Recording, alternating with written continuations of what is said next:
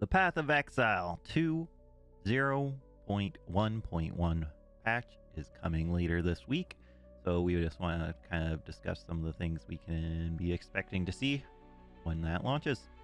So going into it, we're looking at some big endgame balancing that's going to occur. Some of those things are going to consist of the maps are just getting an overall balance update, making them more rewarding.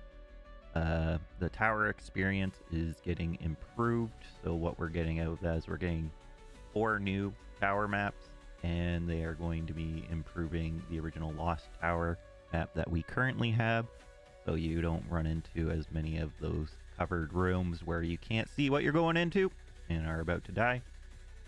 The boss spawn rates are up, so with the boss spawn rates being up, we were supposed to be getting 1 in 4 maps being spawn rates, but with the maps not all having a boss, this wasn't occurring as intended, so they've upped the rate on bosses.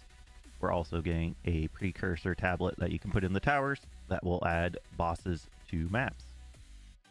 Strong boxes are getting an upgrade because right now they are not working as intended and are generally not very good. Most people avoid them, so hopefully after this patch, with the changes they made to spawn rate of the creatures and the traps that are triggered from them, they will feel better and more rewarding. Clutter and effect visibility has also been improved, so that should also make things a lot nicer. They increased the zoom out on the atlas, so it's a lot easier to see more of your atlas and navigate it a lot smoother. Then also there has been some terrain collision fixes for some of the maps where it was an issue, as well as the biome now shows when you hover over the map, so you know what biome type you are currently in. For league balances, Delirium has some bug fixes where the monsters weren't spawning when you started Delirium, as well as an increase to the Simulacrum drop rate, giving you more Simulacrum shards, more on par of something where you'd get the boss encounter for Expedition or Breach a little more consistently. In Ritual, you're going to get some omens more frequently. They said about 60% increase. And then with the Expedition crafting, they made it so the rare items are better, or you're going to see rare items more often, so you're going to get some better stuff out of that. But down the road, they're hoping to add a mechanic to Expedition that's going to make it feel a lot better. For the pinnacle boss, the Arbiter of Ash, the citadels are going to show in the fog now, so you know what way you need to go to find the citadels, which will be very helpful in acquiring the keys to actually take on the Arbiter of Ash. And the Arbiter of Ash is actually getting a system where you can respawn up to 6 times on your first attempt, and then each difficulty level higher, you will get less chances the higher the difficulty on the Arbiter of Ash. And then the Faradun Citadel boss has been tuned down because he was a little overtuned, and that's why the keys on the market were worth quite a bit more. Uniques are getting a massive overhaul. A lot of the uniques are going to be getting large buffs so they can feel more substantial in the early game, making your early game experience with these uniques feel a lot better. So this is going to be a general big improvement. Mod weighting is being made better in the end game, so you get a lot less bad mods and more good mods more frequently.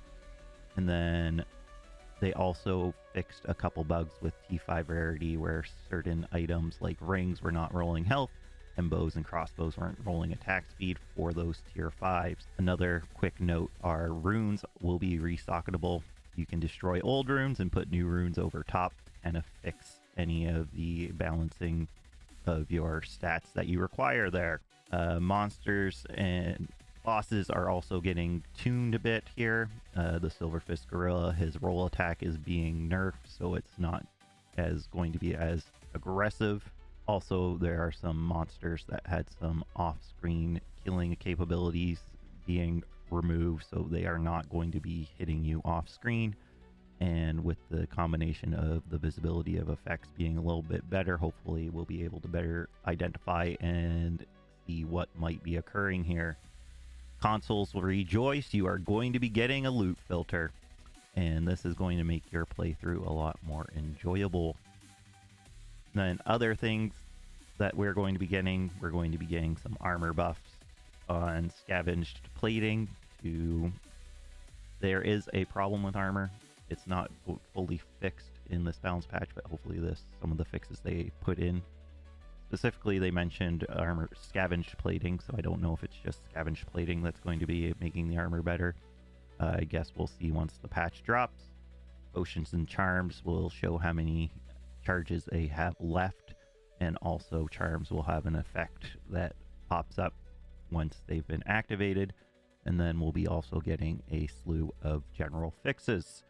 So with that in mind, it sounds like we're getting a lot of fun stuff for this patch. I recommend checking out the full interview with DM and Ghazzy with Mark and Jonathan on things to come in the upcoming patch.